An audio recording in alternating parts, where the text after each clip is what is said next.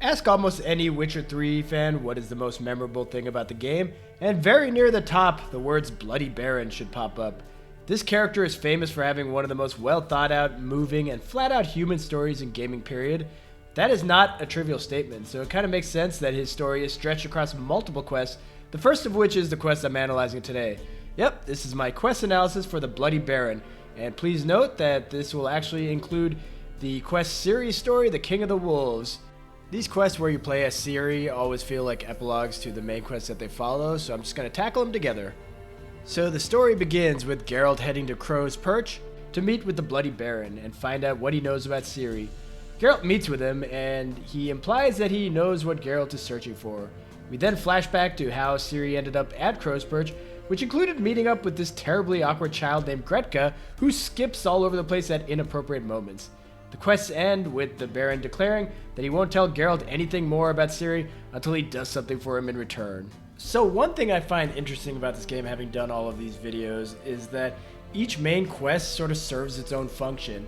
Like, this quest, you don't actually do much because the Bloody Baron is all about setup. During Geralt's first couple of hours in Velen, he starts to hear hints of this apparently malevolent warlord, the Bloody Baron. Have you any idea what the Baron will do when he learns of this butchery? An iron fist he's got! And that Ciri may have crossed paths with him. Now it's time to get to know the man. But CD Projekt Red doesn't rush you into knowing everything about him. No siree, they take their sweet time, because in this quest, we feel like we've barely scratched the surface with Philip Strenger. But that's kind of the point. We're supposed to just get some little hints about the kind of man we're dealing with here. All of the actual major revelations and plot progression for Philip Strenger happens in the next quest, Family Matters. In many ways, the Bloody Baron is like a prologue to that quest. So you may ask, why even have this quest then? Well, in my opinion, all of those amazing reveals and moments that happen in the next quest, well, I think they would have kind of fallen flat had we not started off as slow as we do in this quest. Like, the writers know that they have constructed a brilliant story here for the Baron, but the reason that The Witcher 3 succeeds where so many other video game stories fail is that the writers are fully aware that there's more to storytelling than just shit happening. That shit has to have dramatic weight, there has to be conflict, both internal and external, and you have to feel the stakes. And the Bloody Baron sets all of that up by having us meet this man who is multifaceted and nuanced. He's boorish, blustery, and a boozehound, with a reputation for having blob tits brand him as the Bloody Baron. And alliteration aside, his appearance, demeanor, and vocal performance, it all screams villainy 101. I said already, I know who you are. Truth be told, it's the only reason we're talking. But over the course of this quest, he doesn't do a single evil thing. Selfish, yes, he withholds information for his own gain, and he's clearly dangerous as shown by his goons in the last quest, but the Philip Strenger that we meet here, he's pretty charming and, dare I say, good-natured? Ooh! 1, 2, 3, 1, 2, 3, hey! Yeah, he just seems like everybody's favorite goofy uncle, and he has the occasional tendency to mope, such as when he waxes poetic about his alcoholism mixed with his patriotism. Ha! A man after my own heart. With Foltest dead and Natalis whereabouts unknown. Bloody hell, who's a loyal Cimmerian to drink to these days? This is far from the pure, unadulterated human representation of pure evil that the Bloody Baron had been portrayed as prior to meeting him. And if Geralt arrives at Crow's Perch without violence, his chaperone here talks about how the Baron and his men are simple Cimmerians who didn't want to hide in the shadows as part of the resistance against Nilfgaard. They just wanted to live as normal of lives as possible. That's really relatable and human. He's not evil. And he's got this sense of humor, this dry wit and sarcasm that I find strangely compelling and endearing. Look at that. Didn't even stay for tea. Just who do you think you brought me, man? That's not me daughter. You'll not see one fucking copper. Get out before I set my hounds on you. Okay, only that first clip was actually sarcasm, but I guess I also appreciate his tendency to be overwrought, hyperbolic, and emotionally all over the place. You know, he reminds me of a fat, obnoxious, and drunk and violent version of myself. Yeah, considering where his storyline goes, I probably should not be drawing any comparisons between myself and him. Getting back on track without character assassinating myself, we get to witness more of the Baron's various facets towards the end of the Ciri quest. He's extremely warm towards Ciri and Gretka, and there doesn't seem to be any malice at all. See, I am like the Bloody Baron. He's a really great father figure. I mean, I'm a great father. Look at this. Look, my daughter made me this for Father's Day. How many kids make a hand painting card for their parents? I mean, I guess every kid does that. I'm going to stop comparing myself to the Bloody Baron. Now, your opinion of me may have fallen apart just now, but I think most players at this point would be softening their stances towards the Baron, which makes us in sync with Geralt as he's softening a bit as well, hence the Blobtits exchange. To the matter at hand, I'm Philip Strenger. Now the Blobtits round here call me the Bloody Baron. Geralt of Rivia. Blobtits call me the Butcher of Blaviken.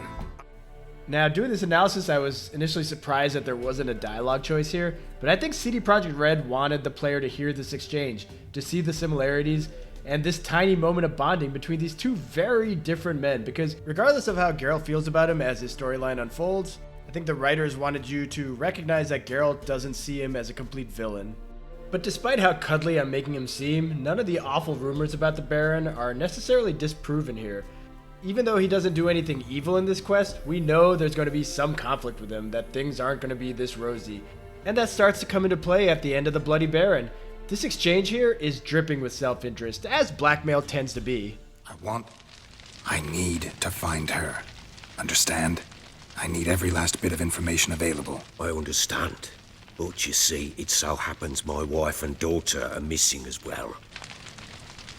I propose an exchange. Find my loved ones, and I shall tell you about the girl you seek. God, this guy. Back in 2015, I did not sense any malice on his part towards Ciri, but I still felt completely in the dark about what was going on with him. Basically, the Bloody Baron quest makes it so that I wanted to like the Bloody Baron, and I did like the Bloody Baron, but I wasn't sure if I should be liking the Bloody Baron. Like, I don't know if he's a good guy, which is all the more reason why those comparisons I made between myself and him earlier were asinine. Especially because I've played this game and I know what comes next. But now let's look at the non-story elements. I think it's good design to not have too many gameplay elements in this quest. It's like they know this is merely an intro to the full Philip Strenger story, and so this quest is very concise mechanically. If you resolve things peacefully at the inn at the crossroads, you basically just have to head to Crow's Perch and start talking, and that's it. If you couldn't temper your aggression there though, there's this bit of searching that Geralt has to do, and your potentially first fight with a water hag, which at early levels and higher difficulties is a pretty challenging fight. But after that, it's straight into the conversation with the Baron. The game knows that this quest is all about getting us to family matters. And that comes across in the dialogue as well. It's as well written as ever, but there are no real consequential decisions to make here. Everything basically leads to the same place. The only decision of any note is the one you had to make in the previous quest. That impacted how you got into Crow's Perch. I do think that some would probably be bothered by how linear the Bloody Baron is, but I actually believe having a low-stakes quest where you get to witness how prior decisions can impact things hours later is a way for the game designers to ease players into how their choices can have massive repercussions later. And as for the linearity of the quest, I mean, it's a setup quest. It's setting up the next series of quests anyway, so it's not really a big deal, especially because the writing is so goddamn good. That it does. When I learned you'd slaughtered my men, I thought to have you captured and hanged. Or at least flogged. But then I thought, one tough cocker if he bested that lot of cutthroats. Man like him could prove useful. You know what else could prove useful? Getting to know Ciri, which we do in the King of the Wolves quest, which bridges the Bloody Baron and family matters. Now, story-wise, I feel this part is pretty forgettable, despite the obvious Hansel and Gretel reference, though we do get some hints about the Trail of Treats, which has major impacts on upcoming quests. And there are some nice moments where we get to see Ciri doing some witchering and some good character beats. Like the snippets of dialogue about Geralt and Vesemir, there's not much, but it does a great job of laying the groundwork for their relationships. My, you're brave. My father couldn't even do that. Mine could do a lot more. You're smart.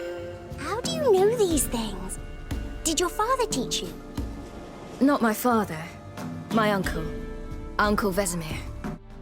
But the story of Ciri and Gretka slinking through the woods, having to deal with this werewolf, there isn't really any urgency here.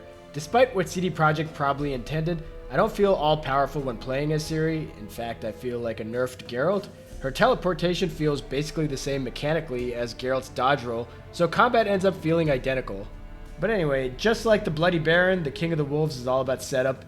The way it concludes with the Baron warmly watching these two lost daughters eating ravenously is a major reason why I warmed up so much to him.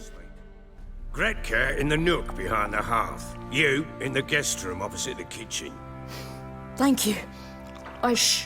Eat now. We'll speak once you've rested. Meanwhile, we don't learn who Ciri was running from at the beginning of the quest, though it's kinda obvious, but I do like the subtle snowflakes here indicating the Wild Hunt is near. And it's revealed to us here that Ciri is not just being hunted while being blissfully unaware, she is actively on the move, she has actual agency. And story-wise, this sets up how the game is structured with these key Ciri interludes. It's just that the gameplay during this flashback is kinda meandering, dull, and flawed. But flawed or not, this pair of quests does a great job of setting up one of the most moving and intense storylines in the entire game. Really, the only thing I can compare it to is how well I did here at setting up the next Witcher 3 quest analysis that I will be doing very soon on this channel. So please like and subscribe to my channel. There is going to be a whole lot more because I love this game, I love doing these videos, and I can't stop. I just hope I can stop comparing myself to the Bloody Baron because...